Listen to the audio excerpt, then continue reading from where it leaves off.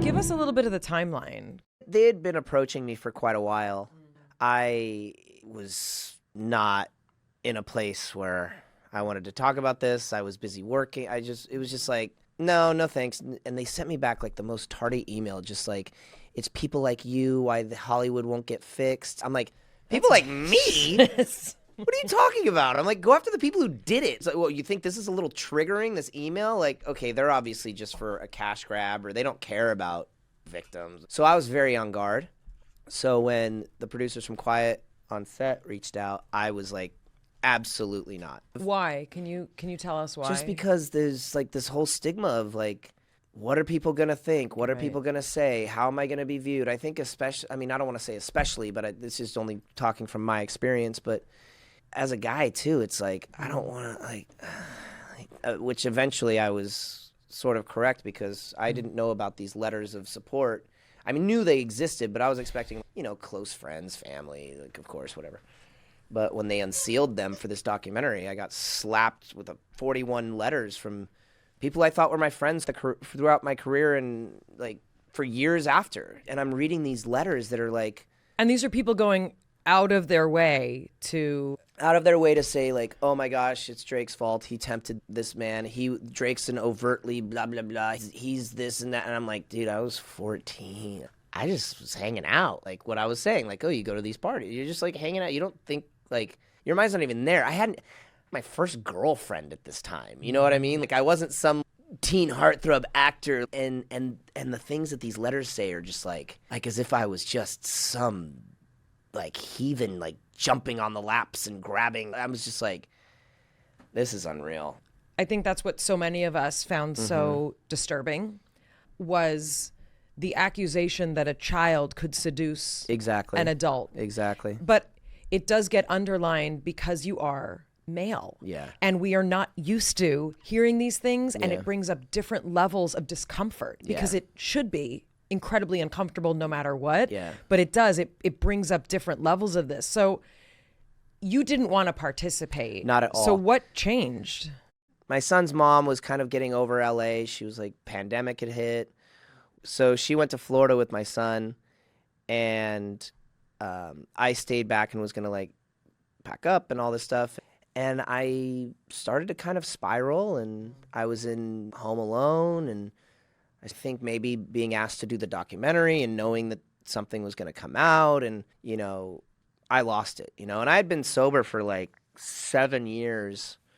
Too much was going on in my head, and I was just like, how am I going to get through this, So I finally hit rock bottom and went to rehab, and I went to this great place in Nashville, and, I was kicking and screaming and knew I should go, but I didn't want to go. And I didn't really go to rehab because I was like, oh, I can't stop doing drugs or alcohol or something like that. It was really like, if I don't go somewhere, not that I'm going to hurt myself or anything. I didn't know. Like, I was like, I'm never going to work again, or I'm going to destroy all of my relationships. But so I spent a month there, and it was the first time that I'd done a lot of like one-on-one therapy and things, but it was the first time that I've been in group settings where people are telling stories and telling their life, and you're just like, whoa, okay, I'm not the only one. Like, okay, I'll share, and then you're getting it off your chest. And so I had now at this point talked a lot about what I'd gone through in my past in a setting that wasn't just one-on-one with my therapist, and, and getting a lot of support and having people around me that just wanted me to see me get better.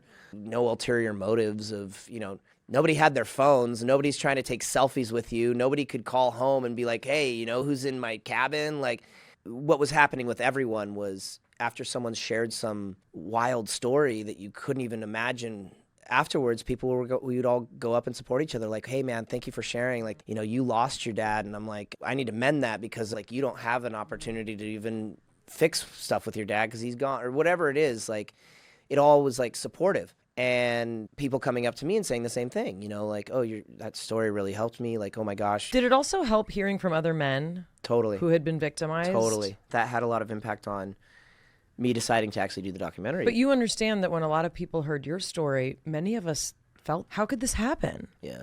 I will never forget the moment in that documentary when you sat down in that chair. First of all, you're very handsome. Thank you. And you have beautiful hair. And you glide into that set, and you have a presence about you. But I will never forget seeing you and wondering what it was like to sit in that fucking chair. Brutal. It was, and that's why I really so wanted weird. to talk to you. Because I wanted to know what that was like. it was the first time that I'd ever said anything publicly, and there's a camera in my face. And then it was shot in 2 days. Wow. The first day I went home, I was like, what did I just do? I called the producers. I was like, I'm sorry. I don't want to be a part of this anymore. I'm losing my mind. Like, you're used to, oh man, I just got this phone call that really upset me, but I have a scene that I have to shoot in 10 minutes that I have to be laughing and having a great time. And that's called compartmentalization. Yeah. And then you like get to set and you're like, all right, let's do it, and you're just like in your head. So I'm so used to that. Right. So there was that, as well as, but wait, this is your story. This is your life. This is what's happened to you. Like, you're telling something that you have held inside of you forever. And only people close to you know about it. It's this whole physical tug of war that you're going, okay, do I just suck it up and like get through it because the cameras and lights are already set up, the crew's already here. Right. And then you're like, wait a minute. You're not just acting. This is your story. Like, you need to really think about and figure out, like, is this something you want to do? You're not just getting through the day. This is not just, Did you know the impact it would have? I really would love to kind of set aside all the like, oh my God, and all the gossipy stuff and all the stupid stuff. I want to set that aside. What you did was you gave voice to an experience that people have all over the world all the time. Yeah. And not just famous people. Totally. You became inadvertently the face of like bravery around owning your own story. Yeah. Did you have any idea that that would happen? No idea. People are walking up to me and instead of just like, hey, can I grab a selfie? It's like, hey, do you mind? Can I share my story with you? And, this happened to me and I've never spoke about it. But when I saw you sit down and you were telling your story, like, I opened up to my husband, and I've had so many situations like that. Walking on the street, it's usually like, oh my gosh, can I get a selfie? Cool, thanks. No way. See ya. Now it's like people coming up and be like, can I just talk to you for a couple minutes? And then it turns into a 25-minute conversation of people sharing their stories. And nobody in my family ever knew about this. And I'm finally able to talk about it. And even though you've been through these painful situations, like, there is a beauty that you can find. Does it feel like too much sometimes? Sometimes, but it is always going to be an emotional roller coaster, especially when it happens. I think there's a stunted growth that happens. You're kind of locked in, like, the age it happened was like my manhood stripped from me, and am I going to be desired by people? And even though you're going on stage and girls are screaming your name, and you walk off stage and you still feel totally alone, and you don't know how to navigate properly through relationships. There's just so many tools that you don't have. And boundaries you don't know how to set, because boundaries have been just completely just red rovered your whole life. And so the feeling of just wanting to be accepted or wanting to be appreciated or wanting to be admired, that becomes sort of a drug in itself. And so it leads to a lot of loneliness and a lot of self-destructive behavior. The things that we do are the things we do to try and cope with those feelings. Totally. I think that's what a lot of people don't understand consciously or or subconsciously. Correct. But a lot of people are like, oh, he drinks too much, or she takes drugs and that's bad, or she has this other compulsive behavior. It's a thing to try and numb what it's feeling like. But the person who's executing those behaviors might not even know that that's why. They're just like, oh, I'm predisposed to alcoholism, or I did some drugs and I did this and I was promiscuous. It's like, well, that's just my makeup. Like, that's just who I am. I'm wild and crazy. I'm always like, where's the trauma? It's in there somewhere. That's what a lot of people don't get to the heart of and get to the bottom of. Why do I keep getting into this kind of trouble? Why do I keep doing these stupid things? Like, is that just the half of my mom and half of my dad, the suck part, when you get into situations or environments like group therapy and places where people who care about you and you're starting to talk about it and really unearth these things, you discover so much.